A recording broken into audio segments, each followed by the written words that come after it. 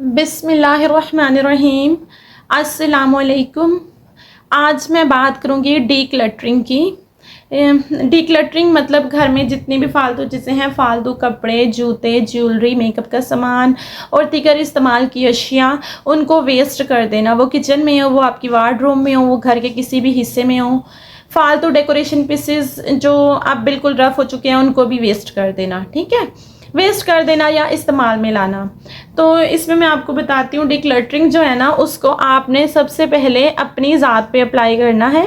यानी अपने आप से आपने डिक्लटरिंग को स्टार्ट करना है। अपने कपड़ों पे, अपने जूते, अपने ज्वेलरी, अपने मेकअप, अपनी चीज़ों पे आपने उसको अप्लाई करना है। ठीक है, तो आपने क्या करना है, अपनी वार्डरोब को खोलना है और उसमें जितनी भी आपकी चीज़ें हैं उनको निकालना है। फिर उनके 3 हिस्से करने हैं। एक वो जो आप इस्तेमाल करती हैं और जो मुसलसल आपके इस्तेमाल में है, उनको आपने दोबारा से उठा के अपनी वार्डरोब में रख देना है। और दूसरी चीज़ें वो जो आपके इस्तेमाल में नहीं हैं।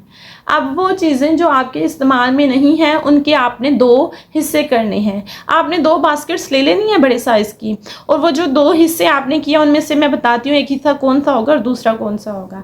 एक हिस्सा तो वो होगा जो बिल्कुल रफ़ हो चुका है, बिल्कुल कोई भी इंसान जो है वो इस्तेमाल नहीं कर सकता, बिल्कुल टोटली रफ़ है। उसको आपने एक बास्केट में डाल देना है और उसको आपने उन चीज़ों को वेस्ट कर देना है, खा वो कपड़े हों या जूते हों। दूसरी बास्केट में आपने वो चीज़ें डालनी हैं जो आपके मतलब इस्तेमाल में नहीं है, लेकिन वो अच्छी हालत में है। वो कपड़े या वो जूते अच्छी हालत में हैं और वो किसी के इस्तेमाल में आ सकते हैं।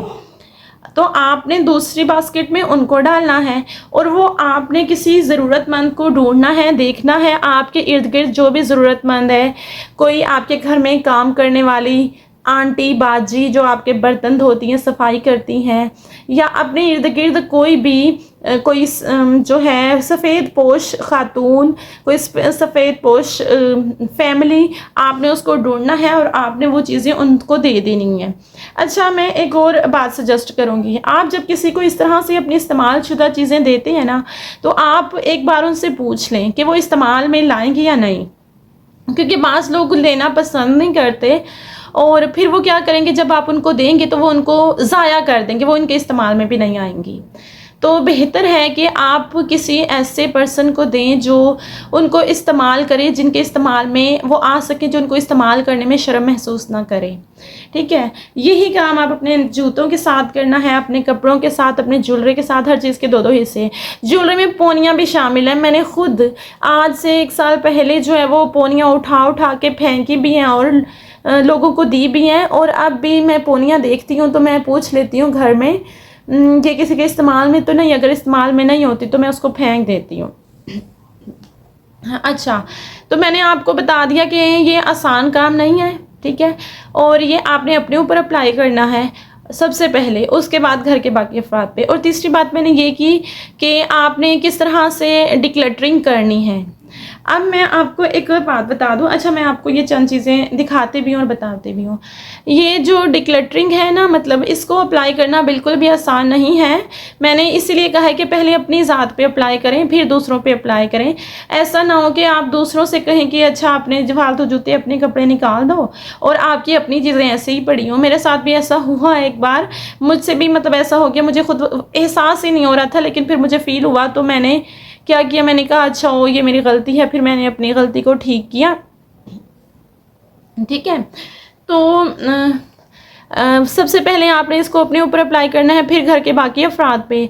अच्छा, आप जब घर के बाकी अफराद पे इसको अप्लाई करेंगे ना, तो मुमकिन है कि आपको सपोर्ट ना मिले, आपको सबकी तरफ से ना मुखालफत का सामना करना पड़े। क्योंकि मेरे साथ ऐसा हुआ है कि मैंने फ्री करना शुरू किया, चीज़ों को निकालना शुरू किया, तो फिर ऐसा हुआ कि अगर मेरे भाई की टाई नहीं मिल रही तो उसने कहा कि ये टाई तुमने ज़रूर उठा के फेंक दिया है, जबकि वो टाई बाद में उसके कॉलेज बैग में से मिली। ठीक है, इसी तरह अगर उसकी ग्लासेस गुम हो गई हैं, वो नहीं मिल रही, ये ग्लासेस जो है ना ये तुमने उठा के फेंक दी हैं। ठीक है, इसके अलावा मुझे इस तरह की बातें भी सुनने के लिए मिली कि तुम तो अगर तुम्हारे बस में हो तो इंसानों को भी उठा के जो है ना बाहर फेंक दो। और ये भी सुनने को मिला कि अगर तुम्हारे इख्तियार में हो तो तुम तो सारा घर ही उठा के बाहर फेंक दो। तो मुझे भी गुस्सा तो आता था और मैं कहती थी कि घर के कूड़ेदान तो नहीं बनाना हमने। तो खैर लेकिन आहिस्ता आहिस्ता फिर घर वाले भी समझना शुरू हो जाते हैं और मुमकिन है कि सारे ना समझें लेकिन घर के कुछ अफराद जो है वो समझना शुरू हो जाएं। जैसे मैंने भी अपने भाई के कमेंट्स जो हैं वो आपको बताए, ठीक है। लेकिन अब मैं बताती हूँ कि किस तरह मेरे भाई कायल हो गई। वैसे अभी भी कभी कभी वो मेरा मजाक तो बनाते हैं, लेकिन ये देखिए मैं आपको दिखाती हूँ। ये मेरे पास चॉपर है और ये मैं इसमें से कपड़े निकालती हूँ। ये है एक और एक ये है। अच्छा ये मैंने अपनी तरफ से तह लगा के रखे हुए थे, पता नहीं किसने खोल दिया था। और इसके अलावा ये है, तो ये मेरे भाई ने मुझे ख़ुद दिया है। उसने कहा है कि ये ना मैंने इस्तेमाल नहीं करना तो ये किसी को दे दो, और ये ठीक हालत में है ये ड्रेस, तो मैंने भी सोचा कि किसी को दे देती हूँ। उसके बाद ये देखें, ये भी मेरे भाई ने मुझे ख़ुद दिया। उसने कहा ये इस्तेमाल नहीं करना मैंने, बेशक इसको फेंक दो या किसी को दे दो। तो ये भी बेहतर हालत में है तो ये मैं किसी को दे दूँगी। और ये मेरी बहन का ड्रेस है और ये भी बेहतर हालत में है। ये वो इस्तेमाल नहीं कर रही थी काफ़ी अरसे से, तो मैं नोट कर रही थी तो मैंने उसकी तवज्जो इस तरफ दिलाई कि इस्तेमाल क्यों नहीं कर रही। तो उसने मुझे उस वक्त कहा कि दे दो किसी को, मैंने इस्तेमाल नहीं करना। लेकिन मैंने जो है ना तवज्जो नहीं दी, मैंने कहा कि नहीं ये करेगी इस्तेमाल। तो फिर 1-2 महीने मज़ीद गुजर गए तो मैंने देखा उसने वाकई ही इस्तेमाल नहीं किया, तो फिर इसको भी मैंने अलग कर दिया। मैंने कहा कि ये किसी को दे देंगे, ठीक है। इसी तरह मैं आपको कुछ और चीज़ें भी दिखाती हूँ। ये शॉपर देखें, इसके अंदर जूते के 2 अदद जोड़े हैं। अब मैं ये आपको खोल के तो नहीं दिखाऊंगी जूते, तो ये भी मेरे भाई ने मुझे दिया है, बल्कि मैंने ना उससे ख़ुद कहा था। ईद पर वो नए जूते लेकर आया ना, तो उस वक्त मैंने उसे कहा कि नए ले आए हो तो अगर पुराने हैं कोई जो इस्तेमाल में नहीं है किसी को देने हैं तो वो मुझे दे दो। तो उसने मुझे ये 2 जोड़े जो जूते हैं ना वो दे दिए मुझे, ठीक है। तो देखें किस तरह से पहले मेरे ख़िलाफ़ थे फिर मेरे फेवर में हो गए। अगेन मैं रिपीट कर दूं, सबसे पहले तो मैंने कहा कि डिक्लटर जो है करें, यानी अपने घर को क्लटर फ्री करें। दूसरी बात मैंने की कि अपने ऊपर अप्लाई करें।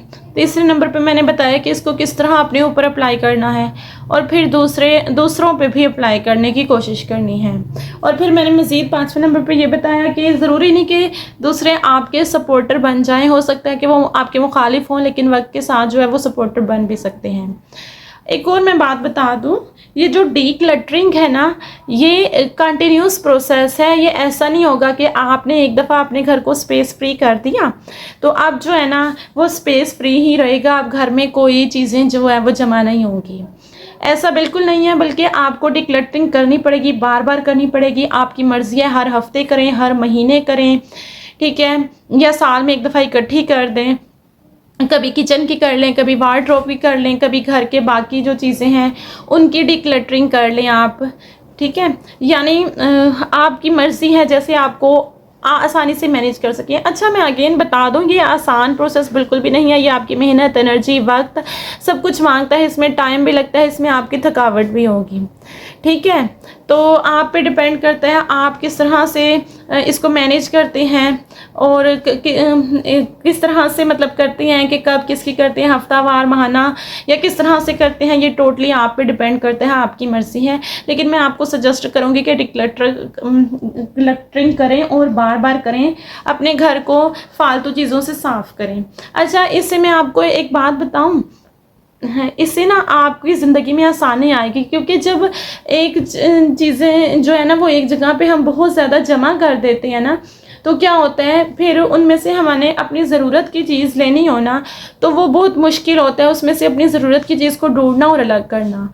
और अगर हम फालतू चीज़ें सारी निकाल दें और हमारी ज़रूरत की रहें हमारे पास, तो उसमें से जिसकी हमें एक टाइम पे ज़रूरत है उस चीज़ को निकालना और इस्तेमाल करना जो है वो आसान होता है।